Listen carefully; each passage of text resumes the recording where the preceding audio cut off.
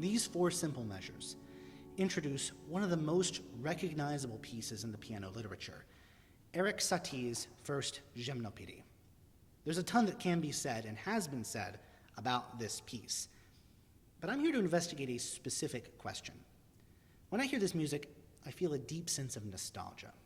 Based on its use in film and TV and YouTube video essays over the years, I'm pretty sure I'm not alone.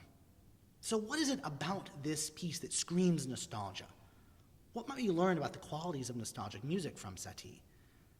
I'm the classical nerd. Let's figure that out.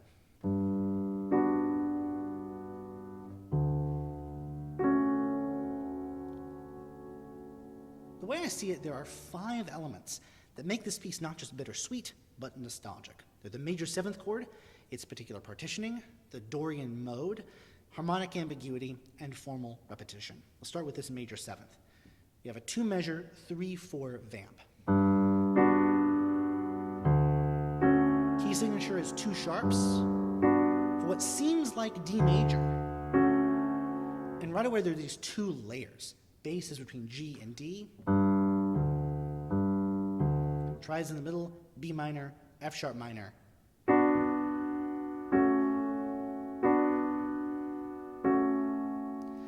If we're really in D major, this becomes 4/7, 1/7, over and over again. The whole first section of the piece, that's the accompaniment. He's writing this as though it's a series of plagal cadences, 4/1. What we hear, at least what I hear, is a series of Lydian mode authentic cadences. I hear 1/5 over and over because of that bass. Satie's trying to tell us that the lower of those notes is home, when really, because there's that 4th motion in the bass, I'm hearing G as home.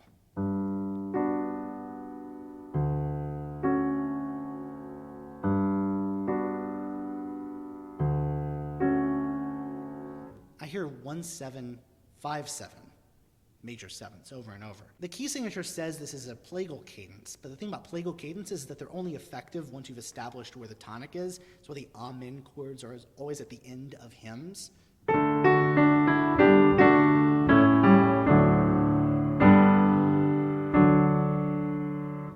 At that point in the hymn, you know exactly where home is, so you're not going to be thrown off by a 4 chord. But because the 4 has the same relationship to 1 as 5 does, if you start out with a bunch of plagal cadences, you're going to hear them as authentic cadences, or some variation thereof. So we're in this modal world from the jump. Satie is giving us what looks like D major, but turns out to be G Lydian. Now the major 7th itself has this sharp dissonance that's filled in with consonants. The dissonance calms down. Every other interval in this chord is consonant. So the only dissonance that we're getting in this chord is that. So let's say this is our 1/7 chord, a leading tone which wants to resolve to the tonic. If you see this chord in the common practice era, it's likely only incidental. It's likely the leading tone's left over from some kind of 5 that happened before it. It's held onto, and then instead of resolving down like you would for a suspension, if you resolve it up, it's called a retardation, which is a little unfortunate. If you're using it as a referential sonority, as Satie does, you kind of neuter the leading tone a little bit. Like it wants to resolve, but he doesn't let it resolve. It's like he's forcing the same pole of 2 magnets together.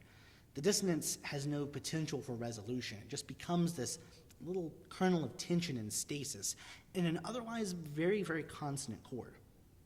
So now what's Satie doing with it? If it's just the chords themselves, there's all sorts of stuff you can do with major 7th chords. If you arpeggiate it, I don't really like that so much because it doesn't really sound like a block chord. It sounds like there's just a little bit of decoration on one of the notes. He could have given us block chords, same voicing. But no, he gives us slow 3/4, emphasis on the 2nd beat. Takes us back to a Baroque dance called the saraband. Has this emphasis on beat 2. The middle register with these minor chords, that typically emphasizes sadness, right? Minor is sad. Here, they just sound listless. They're being dragged along. They're coming in on the offbeat, pulled along by these strong downbeats in the bass.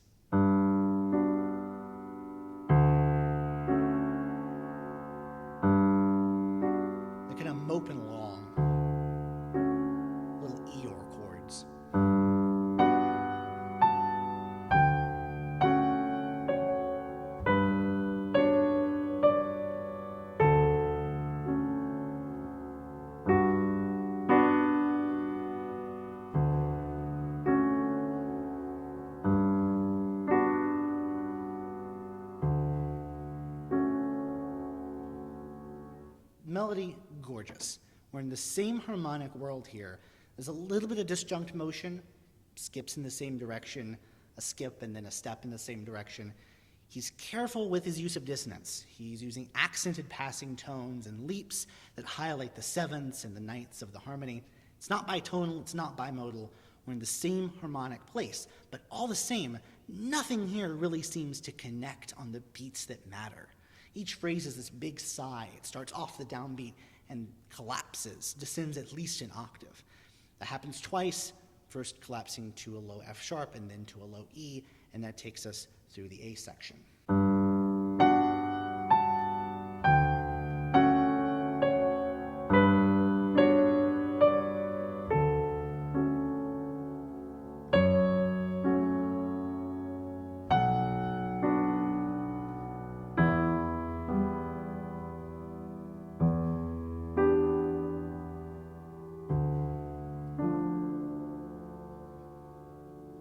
In the B section, you have these inner minor triad harmonies that we had in that middle register from the A section. Those now become the most prominent chords. F sharp minor, B minor, E minor in this section. Satie signals a change of section in a number of ways. Harmonically, we're moving from bittersweet major sevenths, spiked with occasional melodic ninths, to plaintive minor triads. He also moves us away from our constant, ambiguous fourth motion in the bass to a steady drone, and melodically there's a strong use of the Dorian mode here. Range is still about an octave for the melody, but it sounds more contained because he doesn't give us these same sweeping descending arcs like he had in the A section. We'll start with the drone D, because when we get pedal tones in common practice harmony, those are usually going to be on the dominant, right? You look at Bach's music, he'll hit a dominant pedal, a bunch of other chords on top of it, and then a big tonic at the end. Again, the key signature seems to tell us that D is our tonic, but over and over again, Satie is using D as a dominant, something that we hear. He's using it structurally in places where we expect dominance. He's pointing to G as home and making the home key, if you will, G Lydian. D is also the center of the Dorian mode that Satie uses for this middle section. And modality has long been used to give pieces archaic qualities. That can be a part of longing for the past, remembering the past in some way. And again, good case to be made that A is in the Lydian mode. But I don't think it's just a question of using the modes, right? If that were the case, then there's a whole bunch of music that would just sound nostalgic. I actually think Dorian is uniquely suited to a nostalgic mood here. Because if you arrange the 7 modes from brightest to darkest, and you judge by how many notes are raised or lowered, Dorian falls smack dab in the middle. So it's kind of perfect to toe the line between happy remembrance of the past and sadness that you're no longer there. Now, we don't hear or understand modes as ancient modal composers heard or understood the modes. Today we tend to hear modes as variations, flavor additions to the baseline major and minor. It's even taught that way sometimes, which kind of depresses me. The point is that contemporary listeners are likely to hear Dorian as a variant of minor. This acclamation means that the one note where Dorian differs from natural minor is very salient. I'll play natural minor, then I'll play Dorian. You're going to hear that raised 6th scale degree.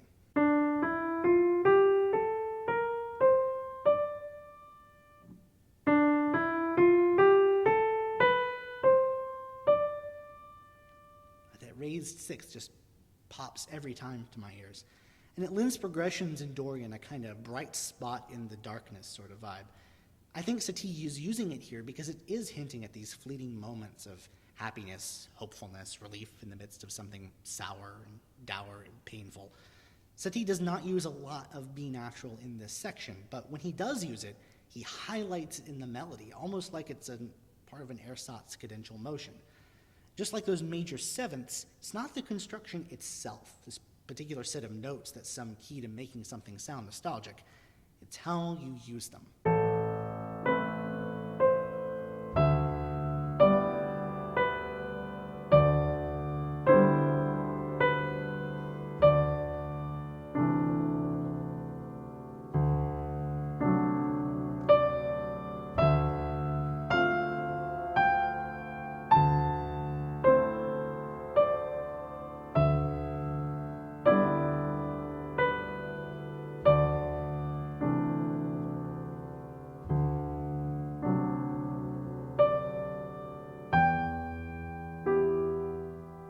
So let's talk about form.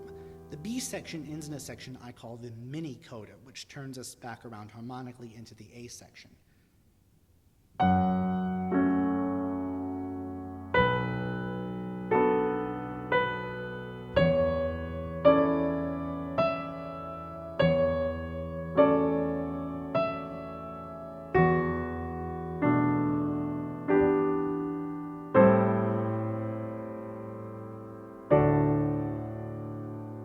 If you go through the mini coda, it adds up to a very loopable bit of music. I think this is why people point to Satie, even early Satie, right? It's not the furniture music, it's not the vexations. This is proto-minimalism, because this is a perfectly loopable piece of music. It could just repeat forever from that point. And Satie knows this because he gives us the A section in its entirety again. He gives us the B section in its entirety again. He lulls us into a state of reminiscence. And then,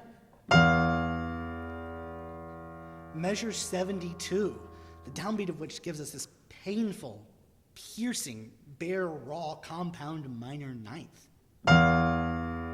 It's a jarring bit of reality. It intrudes in on this meditative and nostalgic state. And this begins the coda. It reworks the material from the mini coda, which had F sharp minor in the equivalent location, and unwound along the circle of fifths back to the A section. This is an F natural, not an F sharp, scraping against this low E. It's like he's flipping a switch from the middle of the road Dorian into the dark Phrygian mode. It's like taking a cold plunge. And I've never heard an interpretation of this piece where this doesn't sound like a wrong note. I think that's part of the intention.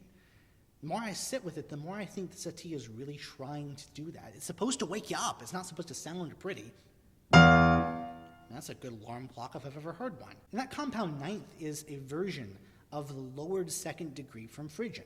Just like that raised sixth in Dorian from before, Satie is leaning into the one note where the Phrygian mode differs from natural minor. Again, natural minor, Phrygian.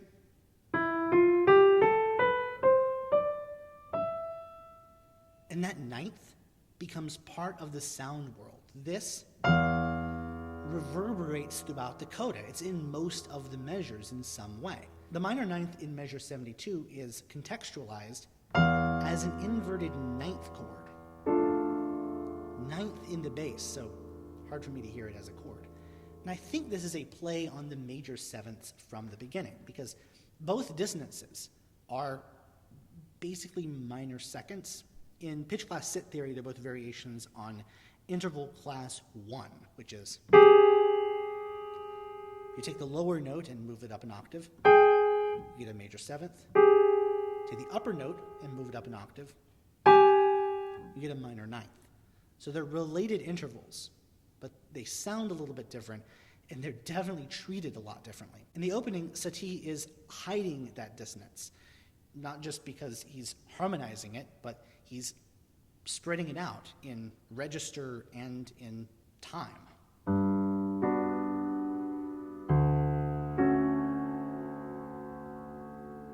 And here, it's just a bare minor ninth. If I had to pick a moment as the climax of this piece, I'd say this is it. But it's not even a climax in the traditional sense. It's just the moment where Satie breaks our expectation. It's where nostalgic reminiscence doesn't just evaporate, it's blown to smithereens. In comes reality. The E in the bass becomes the root of a 2 chord, and the piece ends with 2-9 minor 5-7 minor 1 Dorian cadence. It ends on D minor.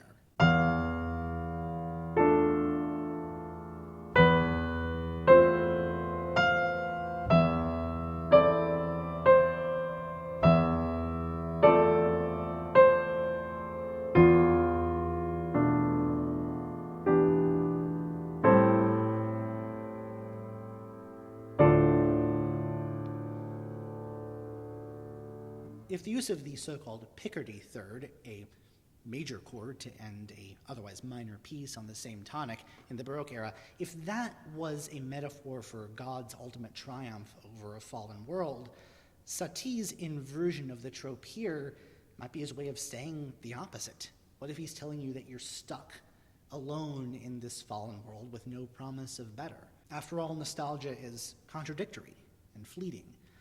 When it ends, you're presented with the world as it is, not the world as you would like it to be. And to the end, what he's doing is he's obscuring where our home is, right? He's been pointing to D as the dominant this entire time. Right? The mini coda ends with, you could think of it as a big half cadence going to D major, repeating back, going to G on the very next measure. But the piece ends not in D major again, but in D minor. He ends this piece with a question mark. He leaves it open-ended because D, even though he's been telling us in the key signature it's the tonic, he's never treated it that way. So we hear it as this minor 5 that just goes into nothing. That's my reading of this famous piece and my attempt to try to unravel what I'm hearing in it as nostalgic. I'm not sure it's exactly what Satie had in mind, but that's not really the point of analysis now, is it? Analysis isn't always about figuring out the composer's intentions. It can be just looking at a piece and unraveling why it makes you feel a certain way. In many ways, theory is an art all its own.